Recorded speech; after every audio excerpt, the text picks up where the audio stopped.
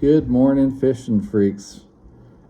All those that go after this elusive, big finned, silvery white, specky bastard known as the crappie. I am a fan, for sure. I used to crappie fish a lot more. I am kind of getting back to it since it's kind of warming up. I've seen my regular spot kind of spike back up again. It is on a pond. But I have been asked extensively to go through some of my theory and what my rigs are. So here we go. I have a list, so you're going to see me looking off to the side quite a bit. I am camera shy. I move my eyes around a lot. I'm not being a fibber. I'm not lying. I know that's one of those indicators. It's just that I'm not, I really don't like looking at the camera very much. So my apologies if I don't, okay? It's just, it messes with my autisticness, okay? It does. So, crappie rigs and theories. So my main primary super ultralight is a Ron Weber designed 7'6" 2-piece 3-weight fly rod blank that I had him make into a Tennessee slip ring handle, cork handle, just badass panfish rod. So it's got almost no backbone, except for the last like 2 foot maybe, and most of that is handle with slip rings. I do not go over a 1,000 size reel. I like to balance it out that way. I have it as far forward as I can put the slip rings, unless I'm using a slip bobber on it, which I don't do a whole lot. I use 2-pound high-vis vicious monofilament. It is inexpensive. It is thin. It is sensitive. That rod, a fish could fart and you would feel it. It's so damn sensitive, man. And the thing of it is it's so light and it's so flexible that when you get a hit, even before you feel it, you start seeing your rod move. I mean, it's like instant.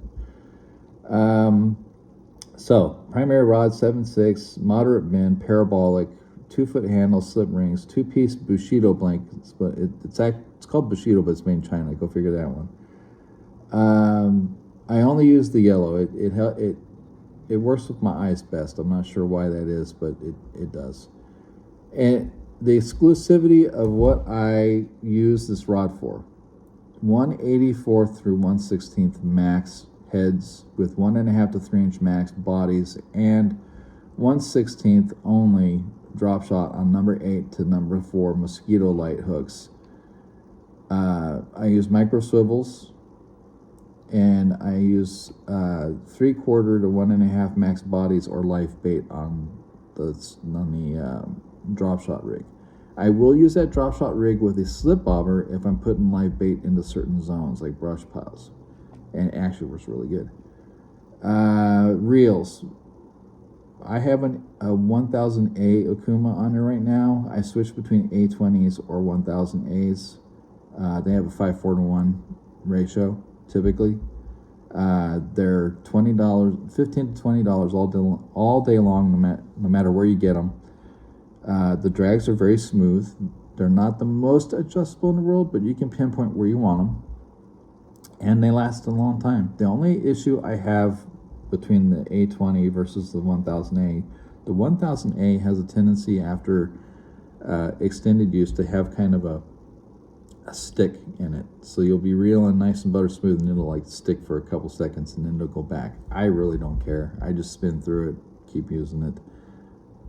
Why spend 100 plus on a reel when you don't have to, especially when you're going after what I consider a fairly relaxed fish. Primary rod number 2. So, small backstory. I have used Ron Weber for 6 rods. My carp rod was made for my ex-roommate by Ron Weber. I now have it. I have a medium. No, it's actually more of a light. He mislabeled it. It's a 7'2" North Fork blank that I had micro guided and skeleton handled. I should have done slip ring on that rod. I did not. But I use it for wacky, Neko. Yes, it's pronounced Neko, not Nico. I did some research. Drop shot and Ned almost exclusively. I do throw 5-inch standard zoom flukes as well. It handles those pretty well. It is a finesse only rod. So I got those. I got this super ultralight. And yeah, I think that's all I have now. I've given 2 or 3 to friends in the past, including my first custom drop shot rod, which is with a friend that I no longer talk to because he's just one of those ones that takes forever to reply back. But that backstory, I found Brent LeGrady. Now, everybody in Arizona that does crankbait, custom crankbaits, and gets custom rods, a lot of you know Brent LeGrady. He's an awesome human being. Very cool, just basic dude, okay? This primary number 2, it is a 4-piece 9-foot blank that I had. I made a deal with a friend that I peated jungle with and fish with every now and then to get a bunch of fly tying stuff so I could keep making crappie jigs, and he had 2 blanks he gave me as well. It is a 5-weight. I had Brent make it into a 2-piece. It's about 1.5 foot slip ring handle. I should have had it made longer, honestly. I use 8-pound high vis braid to 6-pound fluorocarbon, 12 to 22 foot leader average. My use for this rod: slip bobber jigs and live bait. 1/24 to 1/8 heads, 1/8 underspins with curly tails. It is weight forward because of the way that the handle is. I should have gotten another 1/2 foot made on the handle, but I did not. I did that way on purpose, actually, because when you put a slip bobber on a rod that already weight forwards, it actually aids in casting. The only issue I have is that it's a heavy enough rod with the length that holding it for a while with it weight forward kind of puts a little bit of tension on the wrist. So the way that I combat that is I keep the handle under my forearm, and I'm usually somewhat tucked to my side. It ends up having more lateral support along the side of my body, and it takes some of the fatigue of that away. Another parabolic, moderate bend, great fly blank. It's got a really good backbone though. So after the first half rod, it's all backbone, and it's still great for panfish. So those are my 2 primaries. I have a again from Kirk, the guy that gave me the blanks. I have a Shimano Sahara 1000 that he gave me. I did not buy the reel. It was not highly used. I put that same that's the same braid to fluoro I have on my finesse bass rod, by the way, and that's also another rod that could be used for bigger crappie and handles them beautifully, by the way. It casts like a bullet. It is a phenomenal rod. Thank you, Brent LeGrady, continually, because that rod is so fucking flawless. Now, another bit of backstory with that rod. I bought all the bits for it. I bought all the cork, I bought the slip rings, I bought the guides, the tip. I bought all that stuff. I simply had Brent make the rod, okay? And it saved me a lot of money without having to switch to Geico. Anyway, baits, all my primaries. One of my most used is the 6-cents clobber minnows. I put them on sickle heads. I use clobber heads at the lake. I don't like using the clobber heads from 6 cents. Otherwise, I just don't like the heads, but they work. I do 1/32 to 1/24 typically. I do have 1/16 from Matthew Picklesimmer for the lake. Typically, I'll get from Raymond Ramirez with Rocky Mountain Custom Jigs, and Matthew Picklesimmer from Arizona Leadworks, or AZ Leadworks, however you say it. for most of my heads. I used to use a guy named Michael Harriman, who's fairly recently moved back to Arizona. But when I have somebody that's local, or somebody that I know I trust, why would I go back to stuff I've done before when I can just modify and do better? So I didn't really have a lot of time to ask for another order of heads. I had some left over from Matthew. I've got a ton of the 1/16 left over. Those are 1/16 balls with number 4 sickle. Great hand pours. I used some of Matthew's bodies too. They work really good. I used a lot of Matthew Nevson badass baits. I have standard split tails. They're kind of like crappie magnets, but they're his version. Raymond Ramirez bodies and eyed heads at times. I still got some of his still. Colors, mostly shad range. Some chartreuse and pink varieties, kind of like that finger in the butt color. Like it's a surprise you just got a finger in your butt. I don't know who started that phrase as far as colors for baits, but I heard somebody say it one day and it laughed my ass off for a while. Scent. I do use fish sticks shad when I have it, but during the summertime here in Arizona, if you have it in your pocket or your pack and you forget, it tends to melt. So shad sticks, well, the fish sticks, they're a tube just like lipstick. They are petroleum formula with the scents, okay? Does it stay on the bait? Yeah. But there's just inconsistencies with being in the heat of Arizona during the summer. It just does not work for me. So I use this stuff right here, Brush Pile. It has been around for a little over 30 years. Before I discovered that stuff, I was using Baitmate mostly. There's also like Procure and other ones, but Baitmate was cheap. You could spray it on multiple times. It was water-based. It would come off the lure fairly quick. But my dad used it all the way from the early 80s through the early 90s when he was still actively crappie fishing. And it worked. Not like Brush Pile. I don't know what it is, what they put in it. It's a proprietary family thing.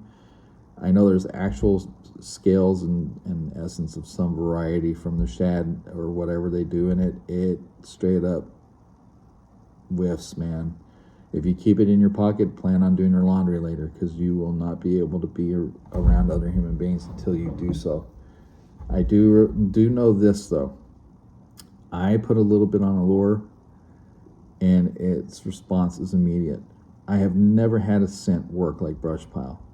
Honestly, I know slab slots is out there, and a lot of people love that. I've never tried it, but with the success I've had with this Brush Pile, why switch? It is insane. I have had lures that the colors and patterns the fish have no longer wanted to hit. Like if I stay in one spot for more in a certain amount of time, and I'll put that on, and all of a sudden I'm getting hit again. It speaks for itself. Now, talking briefly about slip bobbers.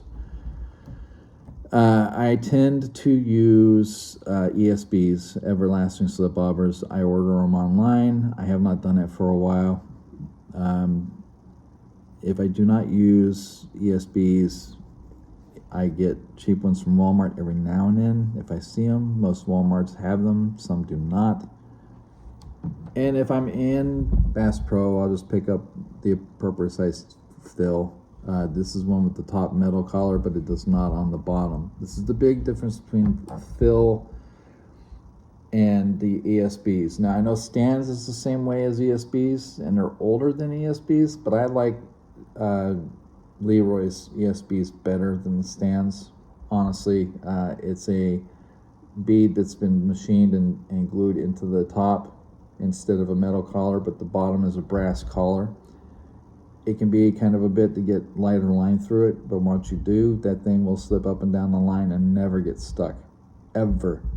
I do not need a bead at the top for it. I do not need beyond a micro swivel on the bottom, because all I do is take a micro split shot, because I have a thing of micro split shots, pinch it on there, I'm good as gold. I could put that thing 50, 60 foot deep and a 1/8 weight on my number 2 line, and it will go down all the way, and it will take no time to do it. It's a great slip bobber to use. Now, this in a pinch, I do not use weighted slip bobbers ever. I do not like them. I do not like the way they cast. I like to use the weight of the entire rig with the bait, because I use anywhere from an 8 to a 18-inch leader, depending on how deep I'm going, because I don't want the fish to see the rig. And I do that, with light bait, jigs, just depends on the situation. I have not been on a boat for a while. Can't lie, I'm a little bit Jonesy. I need to get back on one at some point, man. I finesse bassin', crappie, all of it, because I need it back in my life, man. Seriously. Methodologies. So, on sonar, direct drop or long line troll casting, skipping docks and culverts. Love skipping things, man. I love getting a crappie jig under something. That's another reason I use such light jig heads, because when it gets under skips, I want it to be as slow on a pendulum as possible. And I do it on a pendulum. I see people letting line out and letting it sink straight down. I don't do that. I let it pendulum. I get plenty of hits. I cast it in and around rocks and trees, brush piles, as much as you can in Arizona. I mean, there's brush on the bottom, and if you have sonar, great. If not, I'm concentrating on parts of the shoreline if I'm on a boat close enough to shore to get in those zones. And the consequence of those actions, depending on what lake you're on, any variety of panfish, a lot of them. So, fun stuff. And I'm going to show some of the baits. I'm going to show a couple of the heads that I have. These, I believe, I got from Raymond Ramirez. So it's a 1/84th, and I believe it's an 8 or a 10 sickle. And it's tiny. These are great for little micro bodies. Phenomenal. I'm actually running out. I've got more on my bigger pack, but they're getting down there. Great hookup ratio. I do not like round bend hooks very much. I am a bigger fan of sickles. Honestly, I like sickles. And then from Matthew, these are round bend. I don't like them, but they're round bend. These are 1/32 hammerheads. Great for a little bit thicker body. Works even on a regular body. Pushes water, makes a commotion. They feel it. I've got some 6th Sense with the little pop collar. I've got the ones from 6th Sense for the clobber minnows. Again, I don't like the heads. I think the hooks are way too fucking thick. I just don't like them. And then I got the Matthew ball head 1/16 with the size 4 sickle. These are a staple when I'm on the lake, because if I put regular bodies on them, it's great. And there's the school bus. Clobber minnows in the chartreuse. Thing I like about the clobber minnows, it's got that body profile like shad, but its body skinny is out at the bottom, so you put the different colored jig heads and all that in there. Holds them great. I got this kind of a bait fish, lighter speckle. This is from Pickle Simmer, Matthew, Lazy Lead Works. Got that color. I got this one. I got some muted greens. I don't bring out the darker colors a lot unless I'm on a lake and I need to get in that point. I've got the 1/16 head from Matthew. This is a Raymond Ramirez, typical shad type with the split. I've got another head from Matthew with one of Raymond's turbo tails, as I call them. So they got more of the shad type, minnow type body, but real big curly tail. Those curly tails, the second you start turning that rod handle, man. Raymond Ramirez eyed heads with the underspin. They work phenomenal. one of those real small 1/24th. They cut the color off. These are just Walmart brand with another one of Raymond's. I keep it very simple as much as I can. I had eyes on this, but I hit the culvert so much I knocked an eye off. I got to get another eye on that. It's another one of those Matthew heads I flattened out and did that with curly. So yeah, it's variety, man. I like to keep things as light as I can. I really just don't like to weight up, so to speak, too much. And right now I've got heads on order, but these are just, I got a 25 pack of just the typical, you know, from Bass Pro. I just cut the lead off the back and use it as a flathead so it's even lighter. I got the new micro one from 6 Cents body, just in the shad color right now, using them on those heads. So I got one on that Bass Pro head, one with the Chartreuse 6 Cents. Looks pretty good profile. Like the way it comes to the water, actually. Got one on the 1/84th. You see that the hook is real tiny. Surprisingly great hookup ratio, though. Pretty insane. And then because I wanted to kind of skip into the culvert where I go to more, I put one of the hammerheads on. These hammerheads will skip depending on the type of body. Those the Raymond bodies that have the more shad profile, these fit perfectly along the front face. That's why I like those heads, because they skip like crazy on that type of body when it's in that appropriate size range.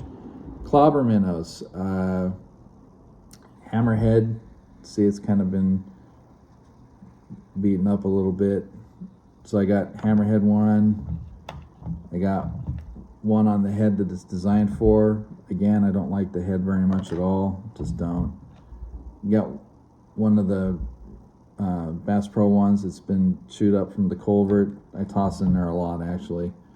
Got a fresh one I haven't tossed yet on that 1/24th, 1/30th or so head. Yeah, see, like, it's just been battered, man. I hit the side a fair amount until I get a skip cast that goes in good. And you know, just another one. I keep them on. I keep them kind of on standby. The clobber minnow. Should take a minute to talk about this. The clobber minnow. It's just one of those baits, man. Like, you just cannot deny its effectiveness. It is insane how well that bottom.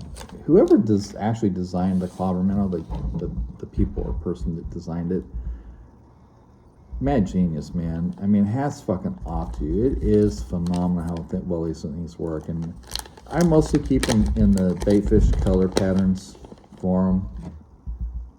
But you know, they just got like kind of like that transparent in part to the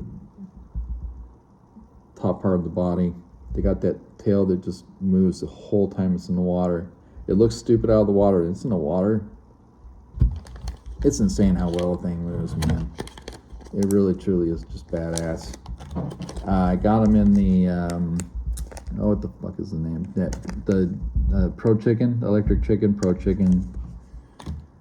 And then those micros, the fictions, 1.5. They have fictions in bigger body styles. They wanted to come out with a micro version. They came out with a micro version. The micro version's badass. I have gotten some big fucking bluegill on this, man. I've taken to not taking nearly as many pictures. My phone gets loaded so fucking quick. But yeah, they're just really cool little, you know, minnow slash baby shad representations. They're sick. Now, they do make multiple colors. Like I said, I try to keep nature color as much as possible, unless I'm in a situation where I know that I need to be a little bit fakey about it and throw something outlandish because they see certain colors in the water really well. Case in point, badass baits. There's that twin tail. They're just a little bit bigger than a crappie magnet. Got a little bit longer tail. phenomenal. That color is badass. Hot pink with slightly lighter bottom. Phenomenal color, man. Especially like dirty water. Man, good lord, does it get hit. And then this one, which is more in that baitfish, but it's still kind of brighter. It's that white with the more flaky blue top. Those three colors from Badass Baits, they have worked very well for me. And I'm going a little bit at a time, so bear with me. Yes, I realize I have a Snuggie. I'm old. I need comfort. I have bought a lot of things in the past from Raymond Ramirez. Shout out to Raymond with Rocky Mountain Custom Jigs. Dude is phenomenal. I have always kept micro bobber stops, rubber. I hate the fabric ones. I fucking hate them. I have 120 in here that I paid $9 on eBay for. Got a couple spare heads that I put eyes on. One of his heads in curlies. I have the I need to reorganize this. Some of the Matthew heads and kind of like that more murky green. Works actually really good in stained water. More of the ones you saw before.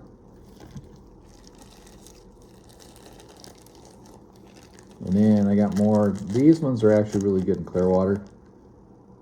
This color right here. That color works really good for that. Then I got that same green. I need to get a different soft pack because I'm using a lot of Ziploc stuff right now, and I really kind of I need to get away from that. Reason I am is because the pack I have is basically just a micro tack pack, and it's just a grab and go. It works. It does what it needs to do. But honestly, I need to get a little more organized in a different way. I got some Bobby Garlands, the Thumper Tails. I need to show you guys this because this is kind of some sauce for you right here. And I get a lot of special purchases on eBay. And this orange yellow is a great color combo, by the way, but I've got it on a Truce clobberhead now. Notice in this instance, the clobberhead works really good with this body shape, and it tracks in the water phenomenal, by the way. So if you're looking for combination, this right here, man, these thump tails are ridiculous. If you're just dead sticking, ridiculous. You get that one kind of got out of shape. They do that, by the way, if it happens, hot water for a few seconds, or just lighter flame under it for a couple seconds. Yeah, there you go. See more of the straight. But even this one, it's like more of the yellow chartreuse, the red top. It's in that color range that crappie see very well, no matter what the watercolor is. Now, I will say this. There are theories that I have. We now know that crappie see colors way better and in a lot more variety than we ever thought before. I have had the dirtiest water where you can barely see anything an inch after your bait is in the water, and being a baitfish color, and crappie still hit it. However, I found that ratio goes way up with, you guessed it, brush pile. You got kind of this jeweled flaked purple from Raymond. It's a great color, works very well. A couple of heads for it. He did in the color specific for that. Got that Fire Tiger style. I got a couple different heads in there, like a jeweled with the eye. I got I'm gonna order more from this guy too. Easy Limits Custom Jigs is on eBay. I like his tails. I like his soft plastics are a little bit tougher, but this color combo, this kind of like red pink with the chartreuse, it works really well. So you know, good stuff, man. I try to keep, whether I'm bassing or I'm pan fishing, I try to keep a fair variety of things. I don't like to limit myself, I guess you could say. I like to keep a fair amount of stuff on hand. And, you know, honestly, Ziplocs are kind of an easy way to do that. These bump stops, I usually keep a few in my small pack, which is just a Eagle Claw pack. I usually keep 1 or 2 in there. I'm gonna look at getting more advanced packs, you know, more high-end material packs, because honestly, you know, $9-10, it's lasted me a long time, but you know, it doesn't have that top when you close it down to where it'll prevent things from going in the other pocket, and I kind of get irritated by that shit every now and then.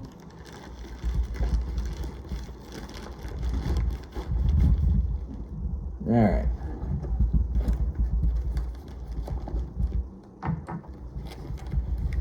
Always have some form of cutty cut. This is a CRKT Executive. It is a Hizatsu type, the slow curve Tonto style. Nice slim handle, got a pocket thing. It's actually a really good defensive blade, but I like it for small cutting duties. That or standard clippers.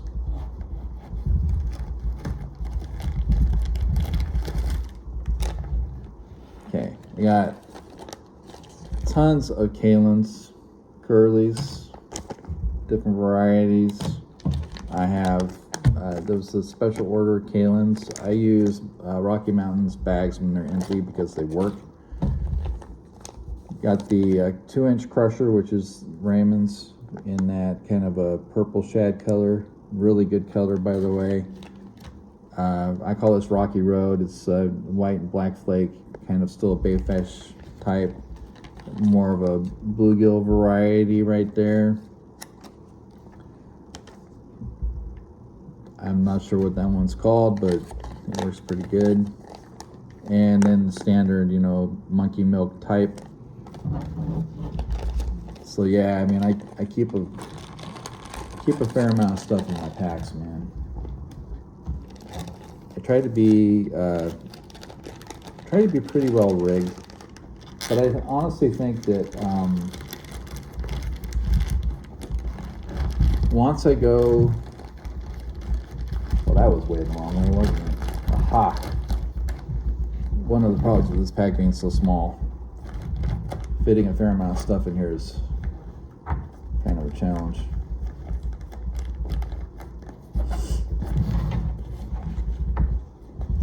Once we get to this get together at Richard's warehouse, probably gonna buy a fair amount of stuff. I'm gonna bring some cash with me, and absolutely redo my stuff. I keep my spare 6-pound fluorocarbon in the pack. I got leftover Fluoroclear from P-Line. I fucking hate it, but I use it as a leader because I'm not using it as a whole spool. I have Samurai Fluoro from Daiwa. I love Daiwa J Braid and J Fluoro.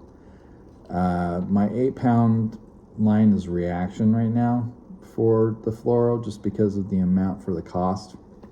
But I always keep extra leader material for the rod that I have the leader on. Got a couple extra ones of those tucked away.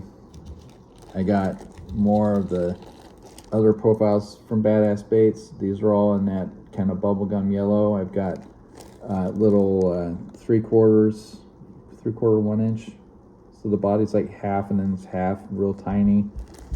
More of the stingy minnow style, and then the range style. I've got, I don't know, he made a really good deal with me. I ended up getting like a total of 700 of these, but I don't throw a lot of this color unless it's really dirty water or they're just not reacting to other colors. So it's a great color. It's a proven color. It's just that I throw 90% of the time, I throw mostly natural color. That's the way I do it, you know. And then you got the curlies. So take one of these out in this color. These are 2-inch twisters from this dude, Raymond Ramirez. And that is the purple. It looks different in person. The light makes a difference. But it is a really good average color for most water clarities. It tends to get their attention pretty good.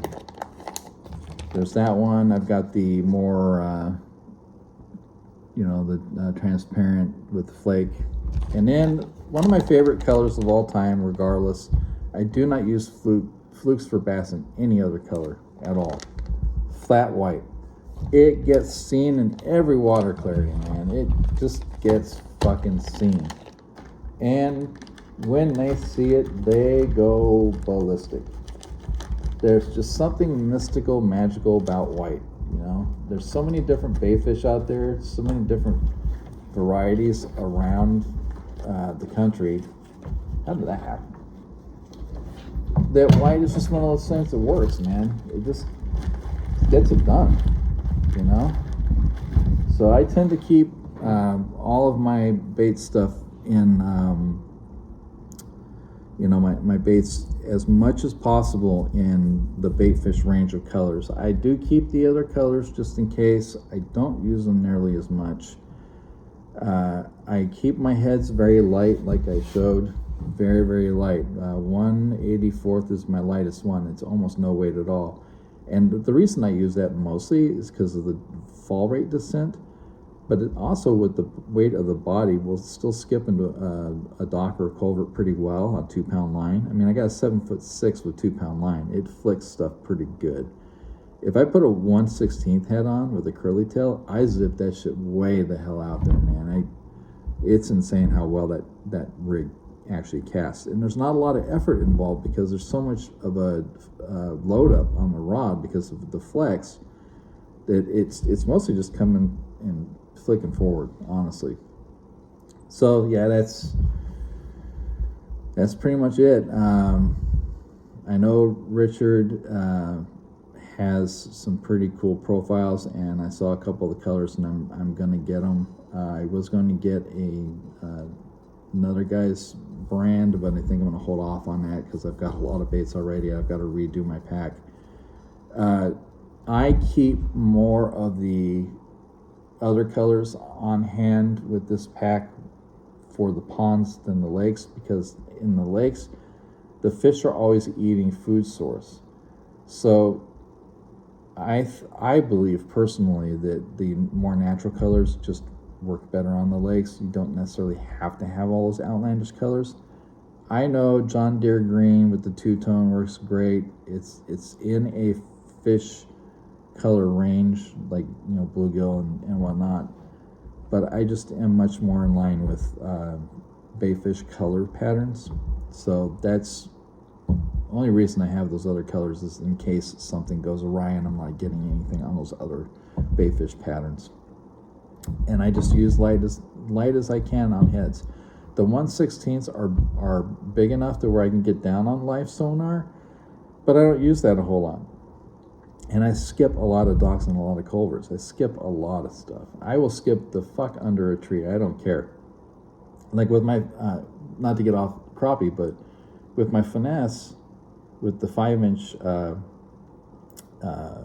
flukes from Zoom, I use a 1/0 cover shot from Owner, straight shank hook. It zips through anything I try to slip it underneath. It sits in the water column, insanely slow sink, and I can just pop it and sit it in one spot, and I will get vicious hits doing that. I actually also, not in this pack, I use the 6th Sense Glitch 3.8.